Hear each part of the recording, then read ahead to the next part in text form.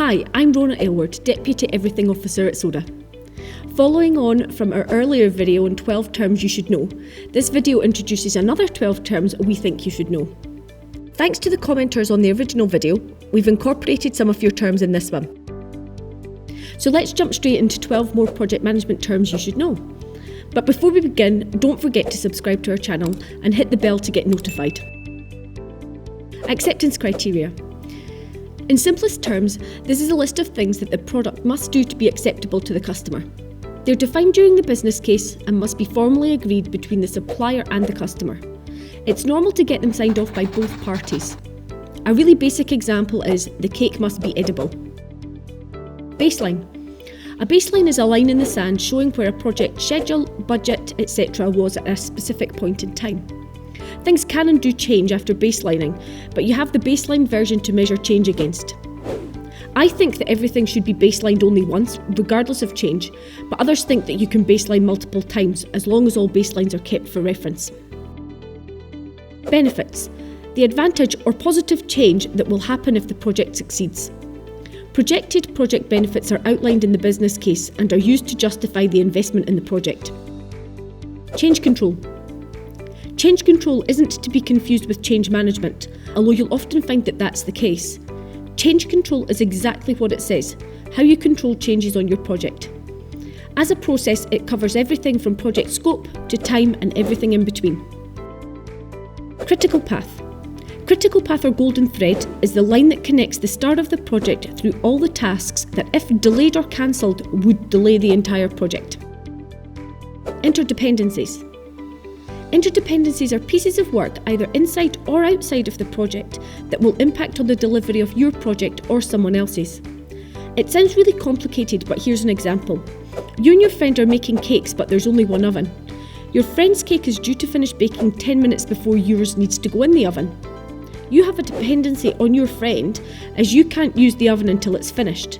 If he's late getting his cake in, yours will also be late. Project sponsor. The project sponsor, or as they're also known as, the project executive, is the person who is ultimately accountable for the project's success or failure. They're usually someone very senior, and their job is to make sure the project does what it says it will do. Project scope. This is something you'll hear a lot about, especially in the initial stages, and when people want to change things. An easy way to remember it is that in scope is a list of things the project will do. Out of scope is a list of things the project won't do.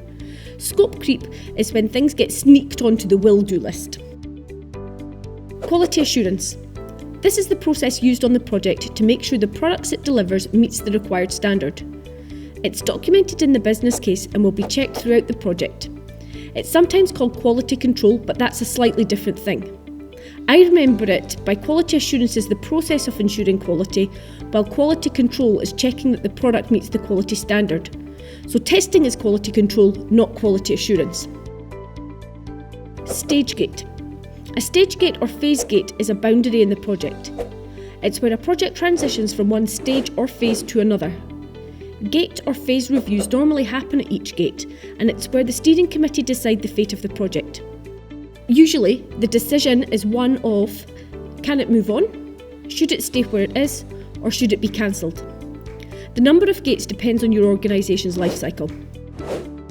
Tolerances. Tolerances are agreed limits that the project manager can operate within.